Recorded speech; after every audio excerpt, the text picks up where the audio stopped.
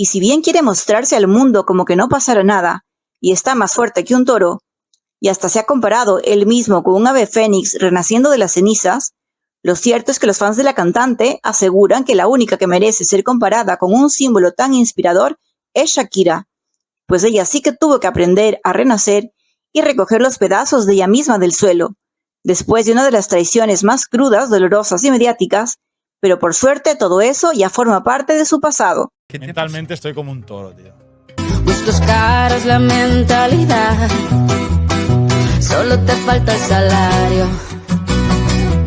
Además, por encima de todo el ruido que ha intentado hacer Piqué, en su afán por hacerle algo de sombra a su expareja, en medio de todo este torbellino mediático, y tras Shakira haberse comido el escenario en los Video Music Awards y de paso devorar a un Piqué y una Clara Chía que siguen resonando en sus canciones, lo cierto es que los verdaderos protagonistas de esa noche mágica fueron Milan y Sasha, regalándonos escenas realmente emocionantes y que tocaron la fibra más sensible de millones, al salirse por los poros ese profundo amor maternal de Shakira y esa auténtica devoción de los pequeños por su madre, a la que veneran y aman con locura. Por si fuera poco, ahora Shakira ha vuelto a acaparar la atención del mundo, no solo al anunciar su nuevo tema El Jefe, que será lanzado el próximo 20 de septiembre, junto a la banda de regional mexicano Fuerza Régida, y que como ya se ha adelantado en algunos medios, podría tener claras referencias no solo a Piqué, sino a su círculo de amigos, que por tantos años despreciaron a Shakira, apodándola de manera despectiva como la patrona, por no prestarse a ser como las demás mujeres florero. Pero la vida de la cantante ahora va mucho más allá de dedicarse a lanzar pullas contra su ex. Ella simplemente hace música, y si eso le salpica al padre de sus hijos, pues aunque no le guste, tendrá que soportarlo. Sus metas son mucho más altas y altruistas.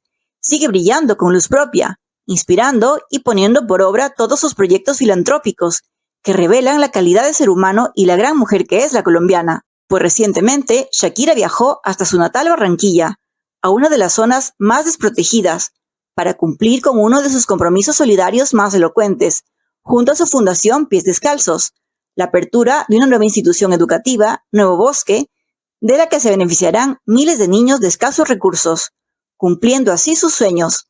Pero más allá del emotivo y admirable gesto, unas declaraciones de la colombiana en una rueda de prensa y un curioso auspiciante del evento están dando mucho de qué hablar.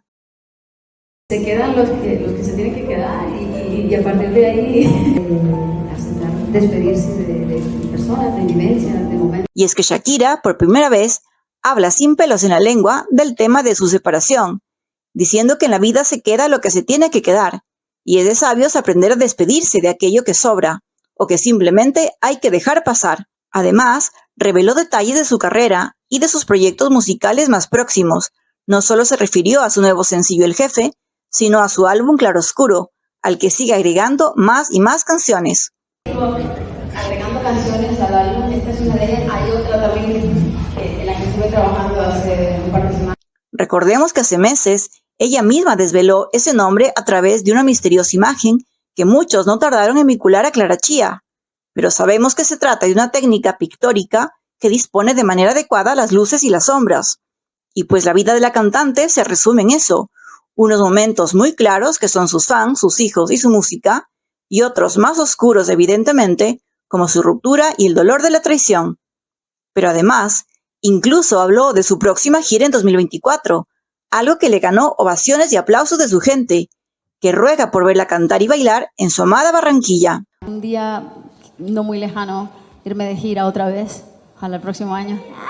Un año durísimo para mí en lo personal, la vida como que me ha compensado de alguna manera, pero eso se ha encargado de estar. Otro detalle que no pasó desapercibido fue que la fundación del Fútbol Club Barcelona aparecía como uno de los principales promotores junto a Pies Descalzos, una de las cosas buenas que dejó Gerard Piqué, mientras se vio a una Shakira en su papel de madre jugando al baloncesto con Milan y Sasha, regalando a los colombianos momentos verdaderamente emotivos y entrañables.